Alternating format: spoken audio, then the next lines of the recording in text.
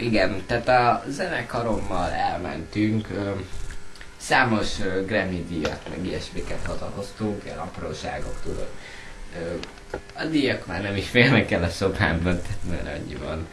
Most a legutóbbi koncertemen 1,5 millió ember előtt adtam koncertet. Az rengeteg. Hát plusz-minusz tévénézők. Mert hogy élő közvetítés volt, de Prágában adtuk a koncertet. Múlt héten pedig Kopenhágában jártunk. Nagyon jó, beutazom a világot, zenélek az embereknek, ők is boldogok, én is boldog vagyok, ezért lettem művész. Végül is javasolták többen, tehát anyukámék is mondták, hogy fiam, legyél ügyvéd, legyél orvos. De ne, nekem az ilyen kis gitárom kellett, meg a zeném. Tényleg, de én nem belelem örömömet. Ahogy megszólal a hang, az egyszerűen olyan érzéseket vált ki bennem, hogy nagyon.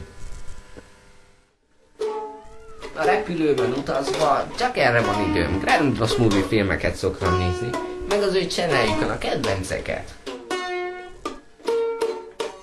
Nekem tetszik, azt mondom őszintén.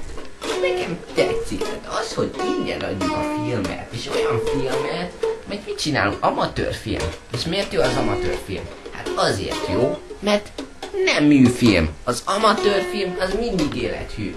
Szóval azt mondom, pornófilmből is az amatőr a legjobb. Mert az mindig élethű, nincs megjátszás, nincs az, hogy senki nem játsza meg magát. Ez a jó az amatőrfilmben. Őszinte érzések vannak. Teljesen őszintén. Őszinte közlendő van benne. Totál siker. Ebben az elavult világban, ahol már minden mű, ahol Gizi megcsalja Julit, és akkor néz a kamerába, érted? Így jön a kamera, és így van vége. Hát ki csinál ilyet a világban? Őszintén, te szoktál? Csajod megcsal, így reagálsz? Nem, hanem úgy, hogy hát most már állat. Hát nem igaz. Hát így reagálsz, igen. Ez az, hogy így reagálsz. Ez az élet. A film az életről kell szólni a filmnek. Nem a izéről. A mű dologról.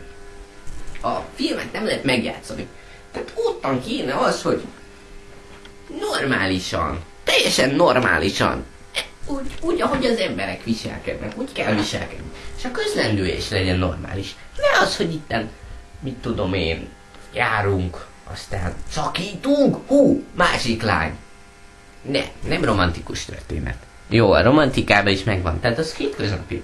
De nagyon elnyűjt, elcsépel. A csajnak nem tetszik a pasi. Aztán végén úgyis márolnak. Nem mindegy, hát úgyis összejönnek. Komolyan leülök egy film elé, mert látom a végét.